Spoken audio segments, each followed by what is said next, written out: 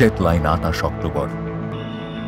প্রকাশ্য রাস্তায় ঘটে যাওয়া সেই নৃশংস দৃশ্য এরই মধ্যে কোটি মানুষ দেখে ফেলেছেন।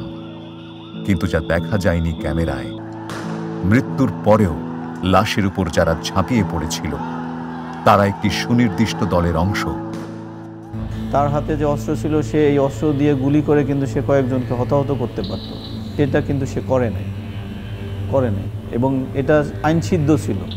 যারা অপরাধী বা যারা হামলাকারী তাদের হয়তো মনটা নরম হবে যে তারা চলে যাবে, কিন্তু তাদের সেই মন কখনোই গলে নাই এবং তাকে হত্যা মৃত্যু নিশ্চিত করেই তারা চলে গেছে।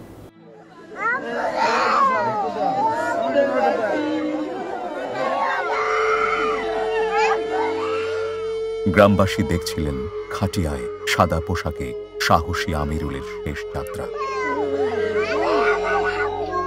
আর যে বাড়িতে ফিরবে লাশ, যে উঠোনে পাতানো হবে খাটিয়া, সেই বাড়িটিও তো নিজের নয়। ছোটবেলা থেকেই অন্যায় দেখলেই প্রতিবাদ করতেন আমিরুল। সেই জন্য এলাকার মানুষ বলেছিল সেই তো হবে যোগ্য পুলিশ। কিন্তু বৃদ্ধ বাবা মা সেদিন একমাত্র সন্তানের লাশের বোঝায় কাতর। আর সেই কাতরতা পাহাড় হয়ে বুকে চেপে বসে যখন সামনের জীবনটাও সন্তানের কবরের মতোই অন্ধকার হয়ে দাঁড়ায়। পুলিশ কন্ট্রোল রুমে আসা তথ্য থেকে তখনও পরিষ্কার হওয়া যাচ্ছিল না কোন সংঘবদ্ধ চক্রটি এরই মধ্যে আমিরুল পারভেজের মতো দল থেকে বিচ্ছিন্ন হয়ে পড়া পুলিশ সদস্যদের ওপর নির্বিচারে হামলা শুরু করেছে। কারণ আগের দিনও আন্দোলনরত দলের অবস্থান কি হবে সেই বিষয়ে বিএনপি চিঠি দিয়ে ঢাকা মেট্রোপলিটন পুলিশকে জানিয়ে দিয়েছিল তাদের অবস্থান হবে শান্তিপূর্ণ। সমাবেশটি পশ্চিমে বিজয়নগর মোড় ও পূর্বে ফকিরাপুল মোড় পর্যন্ত বিস্তৃত হতে পারে। তাদের ভেন্যু কিন্তু লিমিটেড ছিল, নাইটিঙ্গেল মোড় থেকে ফকিরাপুল মোড় পর্যন্ত একদম লিখিতভাবে তারা কিন্তু জানিয়েছে। তারা শুরুতেই তাদের সেই শর্ত ভঙ্গ করছে তারা নিজেরাই। আমি যে রাস্তাটিতে দাঁড়িয়ে আছি এই রাস্তাটি আমার পেছনে সোজা কাকরাইল মোড়ে গিয়েছে, এরপর হাতের বাঁয়ে পল্টন যেখানে বিএনপির সমাবেশ অনুষ্ঠিত হচ্ছে, আর তার হাতের ডান দিকে কাকরাইল মসজিদ। সংঘর্ষের সূত্রপাত প্রথমে এই রাস্তাতে হয়েছিল, এখান থেকে ঠিক কিছুটা দূরে। এই রাস্তা দিয়ে কিছু পিকআপে করে আওয়ামী লীগের অল্প স্বল্প সংখ্যায় হয়তো 50-70 জনের মতো কর্মী তার এদিক দিয়ে যাচ্ছিল পিকআপে করে। সেটি গিয়ে যখন ওখানে আটকে যায় কাকরাইল মোড়ের কাছাকাছি, সেখানে বিএনপির কর্মীদের সঙ্গে তাদের একটু বাদানুবাদ হয় এবং এই বাদানুবাদ একসময় তাদের মধ্যে হাতাহাতিতে রূপ নেয়।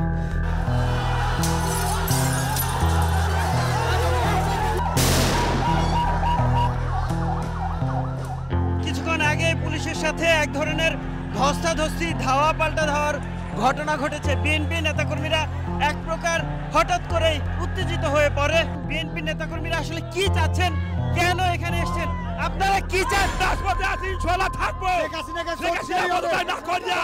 আমরা ঘরে ফিরবো না, ঘরে ফিরবো না।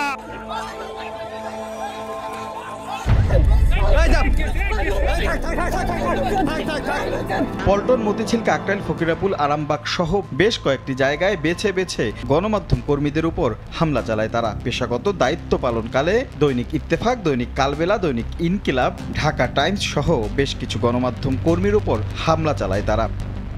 যারা পুলিশকে মারতেছিল ওদের 2-3 জন হচ্ছে আমার দিকে তেড়ে আসছে। তুই সাংবাদিক এখানে কি করিস বলেই ছু মেরে আমার আইডি কার্ডটা নিয়ে নিল। তুই কি তুলছিস এবং মারধর শুরু করল। প্রায় একই সময়ে হামলা হয় প্রধান বিচারপতির বাসভবনে। নজিরবিহীন এই হামলায় জাজেস কোয়ার্টারও বাদ যায়নি। এ সময়ে সেখানে আটকে পড়া বিচারক, তাদের পরিবারের নারী, পুরুষ, শিশু, বৃদ্ধ সদস্যদের মধ্যে আতঙ্ক ছড়িয়ে পড়ে।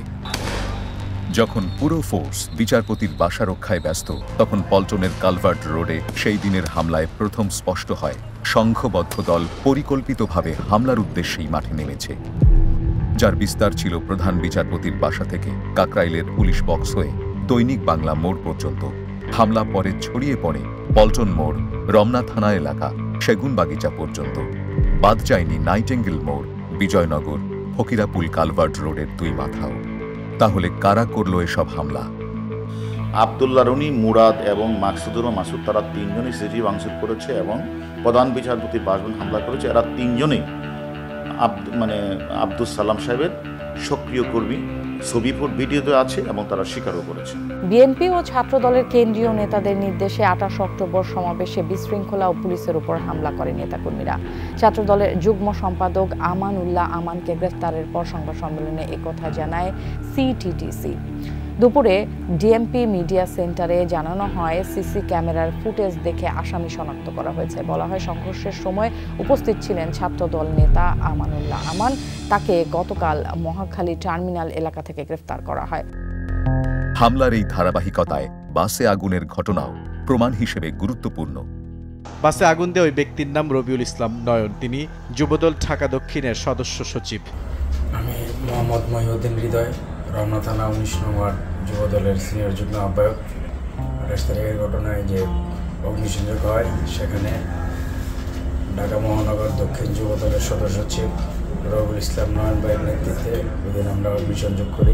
মুগদা এলাকায় বাসে আগুন দেওয়ার অভিযোগে রোববার রাতে দুজনকে গ্রেফতার করেছে পুলিশ। চলমান অবরোধে যাত্রী বেশে বাসে উঠে আগুন দেওয়ার ঘটনায় সূত্রাপুর থানা ছাত্রদলের যুগ্ম আহ্বায়ক আমির হোসেন রকি ও তার সহযোগী সাকিব ওরফে আরোহানকে গ্রেপ্তার করেছে ডিএমপির counter terrorism and transnational crime unit.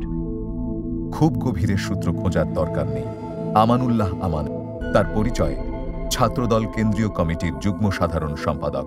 সেই দিন যখন আমিরুল পারভেজকে পিটিয়ে হত্যার এই ছবি দেখে দেশবাসী শিউরে উঠেছিলেন, তখন আমানুল্লাহ আমান কৃতিত্ব জাহিরে দেরি করেননি। অর্থাৎ বিএনপি নেতাদের কাছে তিনি জানিয়ে দিয়েছেন যে আন্দোলন সফলে তিনি এগিয়ে। একই রকম অ্যাসাইনমেন্ট নিয়ে সেদিন যে মাঠে নেমেছিল আমানুল্লাহ আমান সহ অনেকেই, তার আরেক প্রমাণ সেই দিনকার এই ছবি। টানা 1.5 বছরের আন্দোলনে বিএনপি ছিল শান্তিপূর্ণ কর্মসূচিতে। দলীয় কর্মীরাও সেই নির্দেশ মেনে সেই সব সমাবেশ করে। কিন্তু 28 অক্টোবর সকাল থেকে বদলে যায় দৃশ্যপট। সাংবাদিকরাও সেদিন বুঝে ওঠার আগেই উত্তেজনা ছড়িয়ে পড়ার খবর পেতে শুরু করেন। যেমন 28 অক্টোবর বিএনপি কর্মীদের হাতে নিগৃহীত সাংবাদিক। প্রতি মুহূর্তে মনে হচ্ছিল যে আমার মাথায় যে পরিমাণ আঘাত করতেছে বা পিঠে শরীরে যে পরিমাণ আঘাত ওরা আমাকে করছিল, আমি যে কোনো একটা আঘাতে আমি মরে যেতে পারতাম। আমার মনে হচ্ছে যে এটা আমি মারা যাই নাই, বেঁচে আসছি। একই খবর যায় পুলিশ কন্ট্রোল রুমেও। তার আগে ঢাকা মেট্রোপলিটন পুলিশ তাদের সর্বোচ্চ ফোর্স নিয়োগ করেছিল শৃঙ্খলা ও নিরাপত্তা নিশ্চিত করতে। অথচ প্রথম আক্রমণ সামলাতেই তাদের হাত দিতে হয় রিজার্ভ ফোর্সে।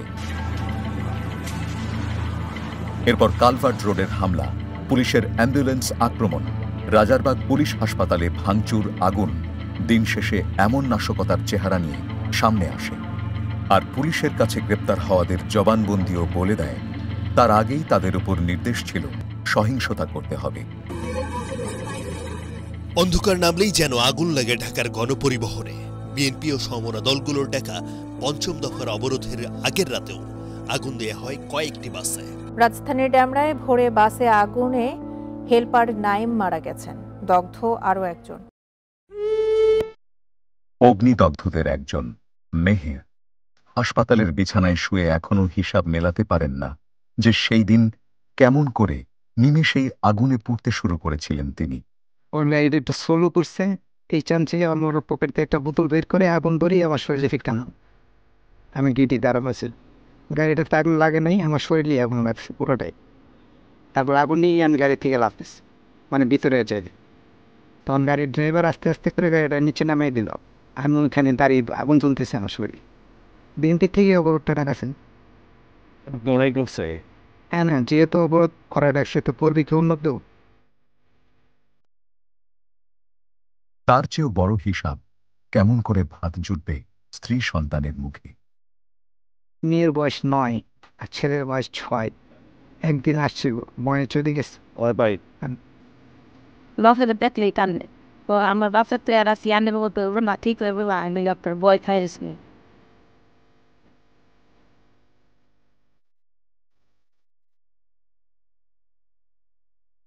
তারা যে একটি রাজনৈতিক দলের কর্মী তা জানা আছে মেহেরে, তবে তাদের কাছ থেকে কোনো আশা ভরসাও নেই তার। তিনি চান প্রধানমন্ত্রী শেখ হাসিনা যদি একটু নজর দেন, তবে হয়তো পোড়া ক্ষতে খানিক স্বস্তির প্রলেপ পড়বে তার। আমার শারীরিক যে ক্ষতিটা হয়েছে সেটা তো পূরণ হবে না, কোনোভাবেই হবে। আমার স্ত্রীর পরিবার নিয়ে আমি যে কষ্টটা করতেছি আমি সেদিক থেকে একটু হেল্প করবে, এটাই আমার সরকারের কাছে আপিত।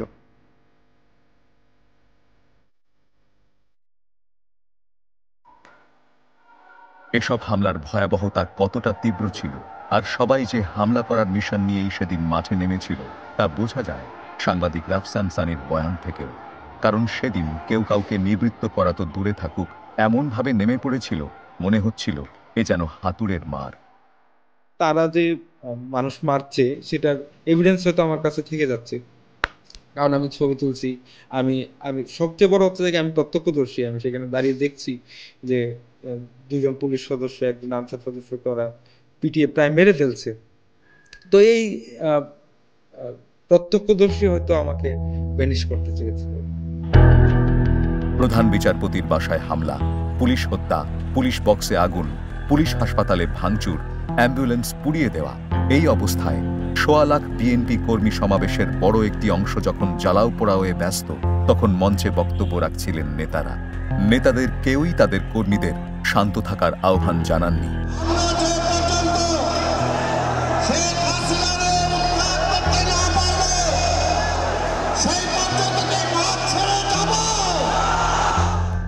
উল্টো পুলিশ হামলার জবাব দিতে তাদের ধাওয়া করলে তারা মূল মঞ্চের দিকে এগোতে থাকে আশ্রয় নিতে। তখন তড়িঘড়ি সমাবেশ শেষ করে নেতারাও নিজেদের গুছিয়ে নিতে ব্যস্ত হয়ে পড়েন, কারণ তাদের তখন জানা আছে যে হাতে তো আছে আরও অস্ত্র। সাজিয়ে গুছিয়ে এক বাঙালি, বাংলা বলতে পারা এক মানুষকে দলীয় কার্যালয়ে আনা হয়েছিল ইংরেজি বলা মার্কিন প্রতিনিধি সাজিয়ে।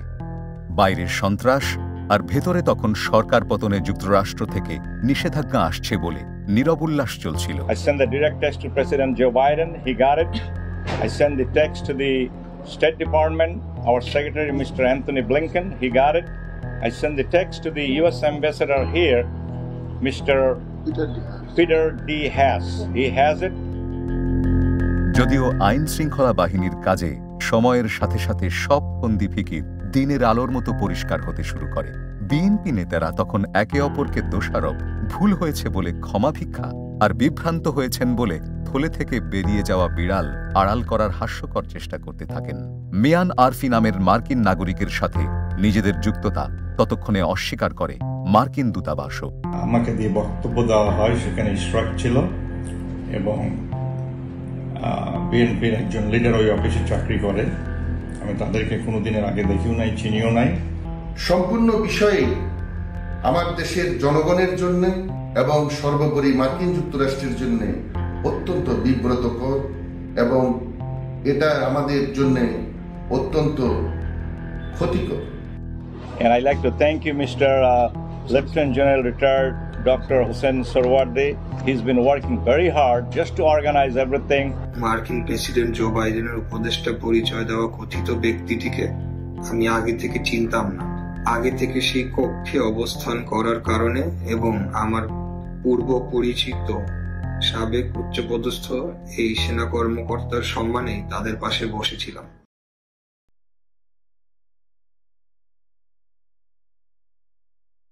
সন্ত্রাসের জাল যে কত গভীর হতে পারে সেই আলামত বহন করে চলেছেন পোড়া আহত মানুষগুলো। পা ঠিক হইতে হয়তো আরো অনেক সময় লাগতে পারে, তো এতদিন আল্লাহ যেভাবে চালে ওইভাবে চলতে। এখন আমার বাচ্চা কাচ্চা দিলে কি ভাবে মানুষ করবো কন্ত, কতদিন এলে ভালো মনে ছোট ছোট পোলাপান।